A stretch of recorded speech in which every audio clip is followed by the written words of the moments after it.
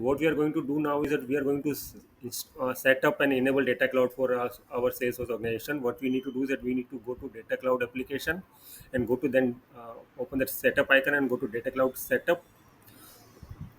And once we go to data cloud setup, we will have an option called data cloud setup home, and over there we will have a button called get started. So when we are on home, we have to click on that get started button. It will start installing, setting up data cloud instance for our application. The process takes 10 to 15 minutes of time.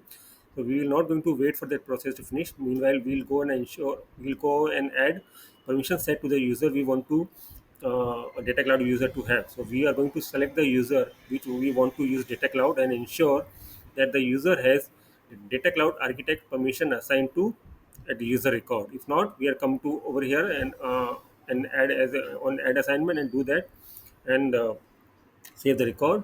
And the process, we can still see that process is still taking time.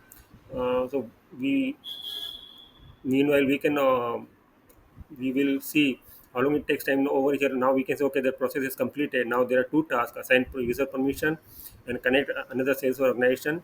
So permission step for regarding permission we have done already. Now the second step is connect to another sales organization. This step is used, we this step is used to link our application with another sales organization from which we want to get the data into data cloud.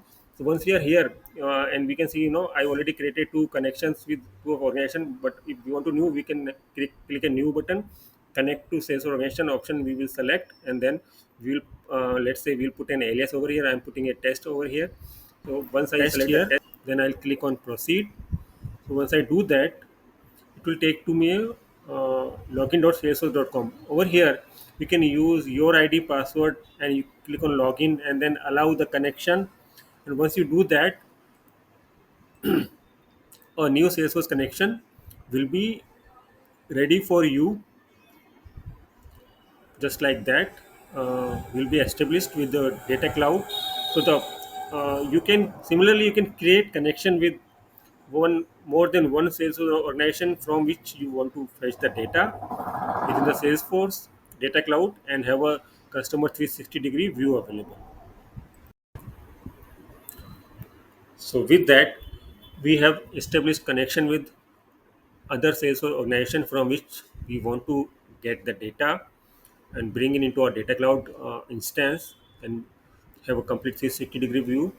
The next step will be, after establishing connection, next step will be to install the data bundle, which are standard given by Salesforce. If for example, if we and these are for different products. So if we are fetching data from a sales cloud application, then we will install uh, data bundle for sales cloud. If we are doing fetching data from service cloud, then we'll install bundle from service cloud, so on and so forth. Not only that, apart from Salesforce connection, we can also establish connection with the Salesforce marketing instances, and if there is any other data cloud application, we can get we can get connected with that in that application also, and commerce cloud also.